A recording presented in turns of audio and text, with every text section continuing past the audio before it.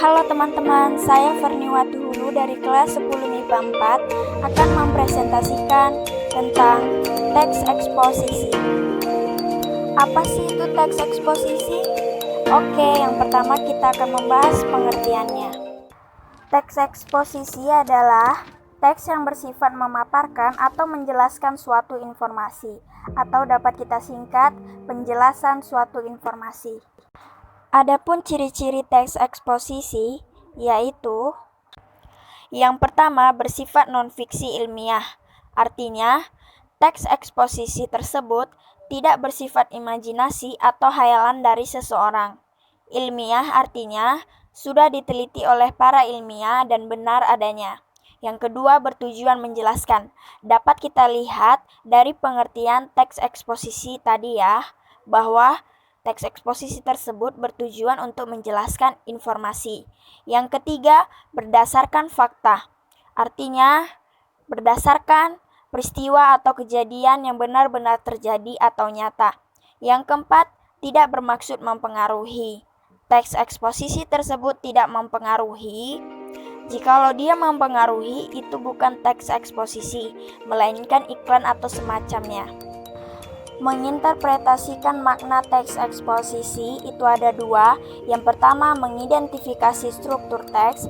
Yang kedua, membedakan fakta dan opininya. Struktur teks fantasi itu ada tiga. Yang pertama, tesis. Yang kedua, argumentasi. Yang ketiga, rekomendasi atau penegasan ulang. Tesis adalah bagian pembuka dalam teks eksposisi atau dapat juga disebut gagasan utama. Argumentasi adalah unsur penjelas untuk mendukung tesis yang disampaikan. Biasanya argumentasi ini berisi data-data dan informasi yang detail. Penegasan ulang atau rekomendasi ini berisi kesimpulan dari argumentasi yang tadi. Contoh kalimat tesis, argumentasi, dan penegasan ulang atau rekomendasi. Salah satu hal yang paling fundamental dalam menjaga kesehatan tubuh adalah meminum air putih sebab banyak manfaat yang diperoleh untuk tubuh. Meminum air putih sanggup membersihkan segala bentuk toksin dari tubuh, serta memberikan nutrisi penting ke dalam sel-sel tubuh. Dengan begini, pencernaan terbantu dan tubuh terjaga dari dehidrasi. Rata-rata sebanyak 8 gelas air dibutuhkan tubuh perharinya. Tidak hanya sanggup membersihkan tubuh dari unsur-unsur kontaminan, air juga sanggup mengisi tubuh tanpa menambah kalori. Menjaga keseimbangan minum air setelah makan akan membantu dalam proses penurunan badan lebih cepat. Selain itu, minum air putih tiap hari dapat meningkatkan fungsi ginjal. Pada hal ini, ginjal membantu pencernaan dan mempercepat cara tubuh memproses makanan, serta metabolisme tubuh. Membuat target minum air putih sebanyak 8 hari secara rutin adalah sebuah keharusan sebab banyak manfaat yang terkandung di dalamnya. Selalu bawa air saat mengendarai mobil, menonton televisi, meringkuk dengan buku, atau duduk di luar bersama rekan atau kerabat. Dengan begitu, air putih akan terasa banyak manfaatnya di dalam hidup. Ciri-ciri fakta. Berisi fakta yang kebenarannya dapat diuji, berisi informasi atau data yang akurat, bersifat objektif, biasanya dapat menjawab 5W1H, biasanya disertai data angka.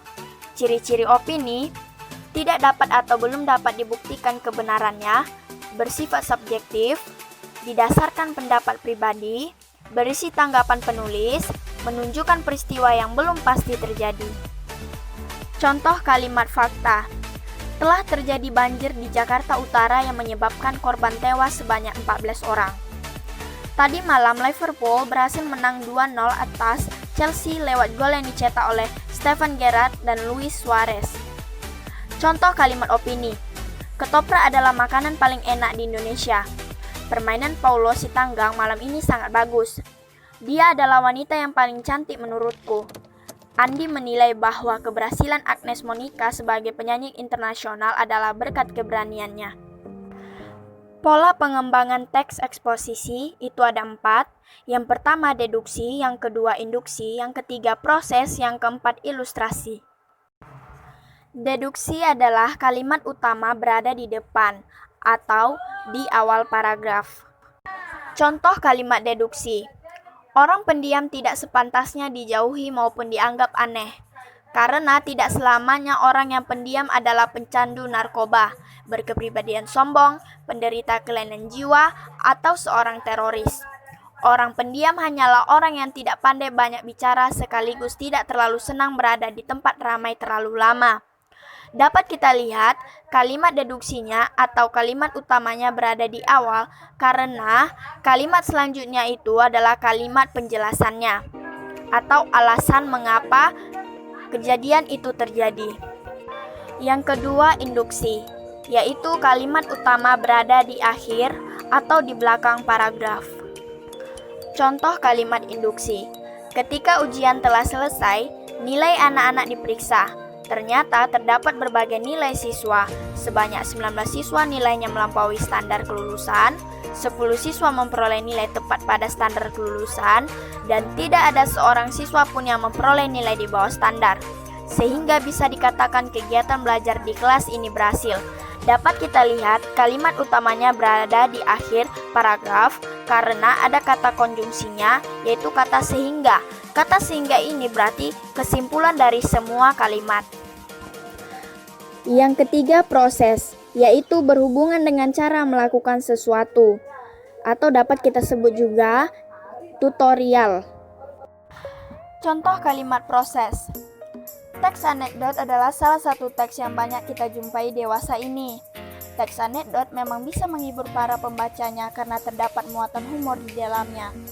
Jika Anda ingin membuat teks anekdot, maka sebaiknya memahami bagaimana cara menyusun teks anekdot yang benar. Caranya adalah, pertama tentukan tema teks anekdot terlebih dahulu. Setelah itu, Anda bisa menentukan tokoh yang terlibat di dalam teks anekdot Anda.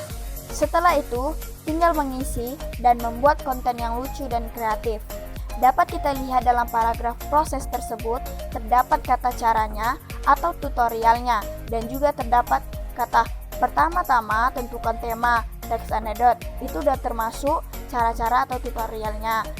Dan ada juga kata setelah itu. Dan selain kata-kata tersebut juga terdapat kata-kata selanjutnya, akhirnya, setelah itu.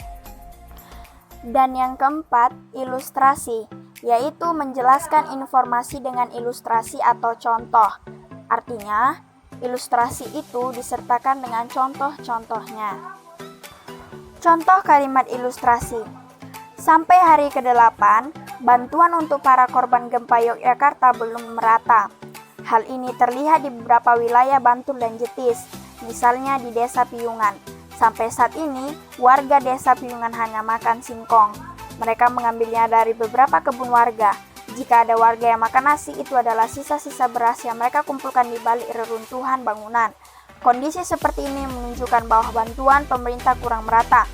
Dapat kita lihat di dalam paragraf ilustrasi tersebut, terdapat kata misalnya. Selain kata misalnya, juga terdapat kata contohnya. Itu sudah termasuk dari kalimat ilustrasi. Dapat kita simpulkan dari pembahasan-pembahasan tadi, itu yang pertama pengertian teks eksposisi, yaitu untuk menjelaskan suatu informasi. Yang kedua itu ciri-ciri teks eksposisi, itu tadi ada 4. Yang pertama, bersifat non-fiksi ilmiah. Yang kedua itu untuk menjelaskan. Yang ketiga itu bersifat fakta. Yang keempat itu tidak bermaksud mempengaruhi. Yang ketiga itu interpretasi makna, itu tadi ada 2. Yang pertama mengidentifikasi struktur teks eksposisi. Yang kedua itu membedakan fakta dan opininya. Yang keempat itu pola pengembangannya, itu tadi ada 4. Yang pertama deduksi, yang kedua itu induksi, yang ketiga itu proses, yang keempat ilustrasi. Sekian dari presentasi saya mengenai teks eksposisi. Jikalau ada kesalahan pengucapan atau penjelasannya, saya minta maaf. Dan semoga teks eksposisi yang saya presentasikan ini dapat kita manfaatkan bersama-sama. Terima kasih. Bye-bye.